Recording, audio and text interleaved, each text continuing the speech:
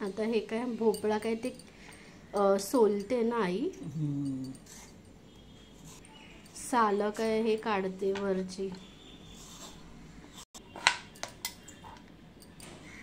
याला काय बोलतात ग आई? दुधी भोपळा ना, किंवा भोपळा पण हे बोलतो ना आपण. हे कशासोबत मम्मी ते हे करतात भाजी? चण्याची डाळीची ना, डाळी, शेंगदाणे खारे, हे शेंगदाणे सोबत ना टाकायचा. अच्छा.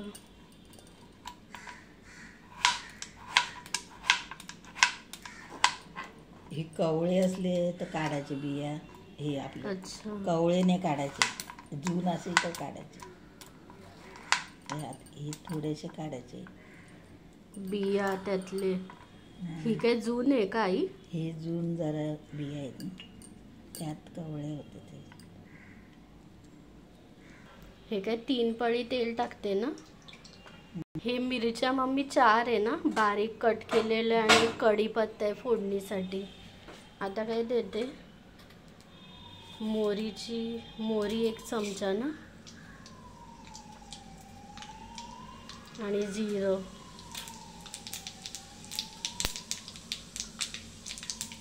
हिंग. आता हे मिरची आणि कढीपत्ता टाकते ना. 2 मोठे कांदे ना आई. आता ते थोडेसे नरम होईपर्यंत हे करायचे ना आई, कांदे भाजायचे म्हणजे हे करायचं, कोमून घ्यायचं. हळद टाकते ना. साखर किती मम्मी चम्मच? 1.5 चम्मच. खारे शेंगदाणे आहेत ना आई, जे भैयाकडे ते हे मिळतात, चणे शेंगदाणे, हे बाल्याकडे ते त्यांचे आहेत ना खारे शेंगदाणे. भोपळा टाकते ना आता. आणि म्हणजे चव लागते. खारे हे शेंगदाणे काय ते टाकलं की चव लागते ना भाजीला. आणि काहीतरी मूग डाळीची पण आई करतात ना दुधीमध्ये, पण ती नाही आवडत ना आई ती, हे मूग डाळीची इतकी. चणा डाळ टाकतात. खारे शेंगदाणे काहीतरी चव येते ना भाजीला आई, चांगले लागते.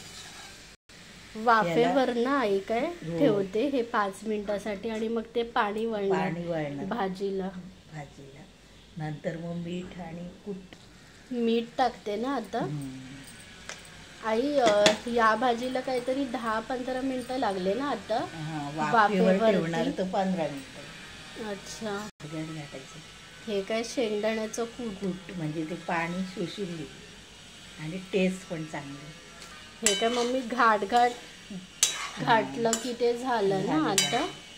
म्हणजे डाळ असेल, शेंगदाणे असेल, ते शिजावे ना म्हणून ठेवायचं ते वाफेवरच.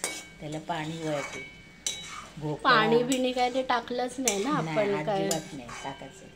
2 मिनिटं ठेवते. 2 मिनिटं ठेवते ना मग वाफेवरती परत.